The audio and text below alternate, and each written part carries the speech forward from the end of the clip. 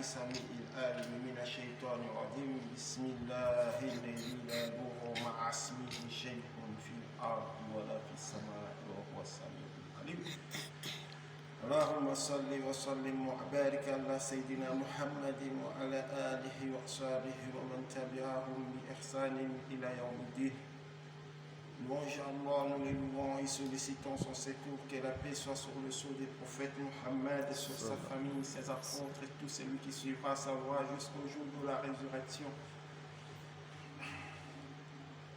Aujourd'hui, Inch'Allah, nous sommes sur le tafsir de la sourate Le Figuier. La sourate Le Figuier a été descendue à la Mecque. Donc le prophète a eu la révélation de cette sourate à la Mecque.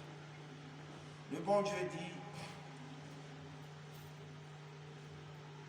Bismillahirrahmanirrahim Wat-tini waz-zaytun wa turi sinin wa hazal baladil amin laqad khalaqna al-insana fi ahsani taqwim رددناه أسفل سافلين إلا الذين آمنوا وعملوا الصالحات فلهم أجر غير ممنون فما يكذبك بعد بالدين أليس الله بأحكم الحاكمين.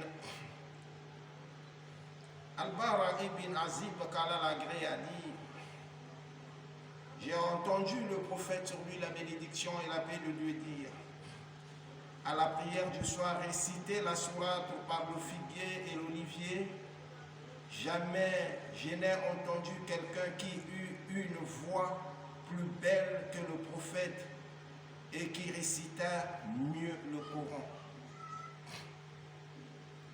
Donc le figuier et l'olivier. Ici nous avons dans le tafsir le figuier et l'olivier. Il désignait de la vie de certaines la mosquée de Jérusalem, pour d'autres, il ne serait autre que le fruit dont on extrait l'huile bien connue. Et par le mont Sinaï, nombreux des doctes avançant qu'il s'agit de la montagne où le Seigneur parla à Moïse. Et par cette cité sûre, la Mecque ainsi que s'accordant à le dire la totalité des exèches. Par ailleurs, certaines donc ont dit qu'il fait référence ici à 3 endroits notoires, sachant que dans chacun d'eux, Dieu a suscité un de ses grands prophètes et messagers dévoués et résolus porteurs des principales lois divines.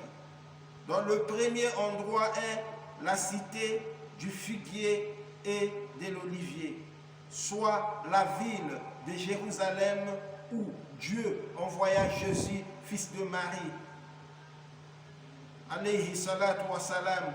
Les secondes, c'est le mont Sinaï, soit la montagne de Sinaï où Dieu s'adressa à Moïse, fils de Imran.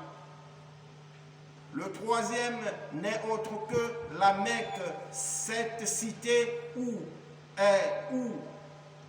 tout arrivant trouvant la paix et la quiétude en Dieu, a investi de sa mission son messager Muhammad sallallahu alayhi wa sallam. C'est-à-dire, naturellement, Allah subhanahu wa ta'ala